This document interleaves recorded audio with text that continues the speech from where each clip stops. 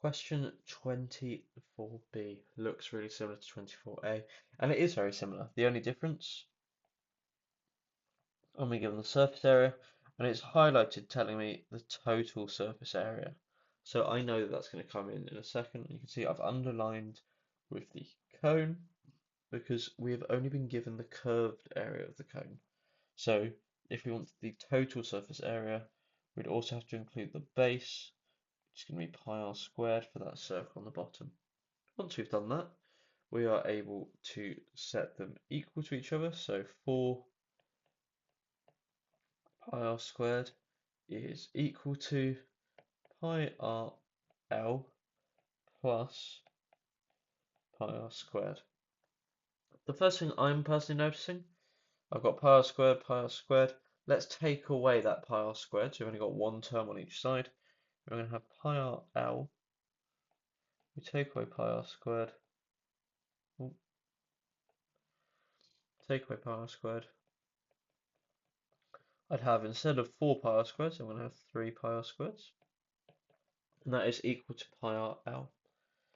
Now I can look at simplifying. I can divide by pi, and I can divide by r, and I'm left with 3r is equal to l.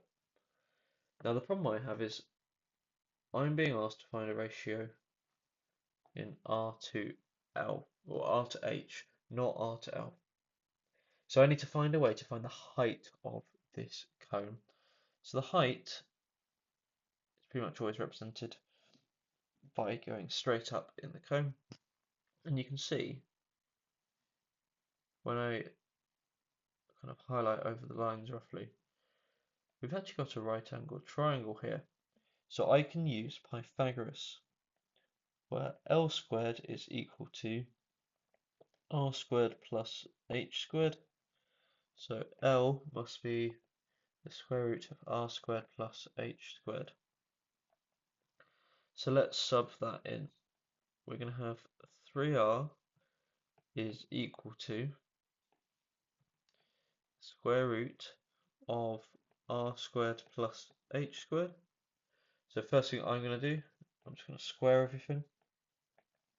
That's going to give me that 9r is equal to r squared plus h squared. Oh, sorry, 9r squared, because I'm going to keep square everything. So now I can subtract the r squared from the right side, so I'm going to have 8r squared is equal to h squared. And then finally, it wants in the form r to h, so I'm going to have to divide by, or not divide by, square root the entire thing. If I square root h squared, it goes to h, r squared goes to r, but I also need to remember to square root the coefficient as well. And I've now got an equation. Root 8r is equal to h. Once again, I'm going to recommend that we substitute in the value 1.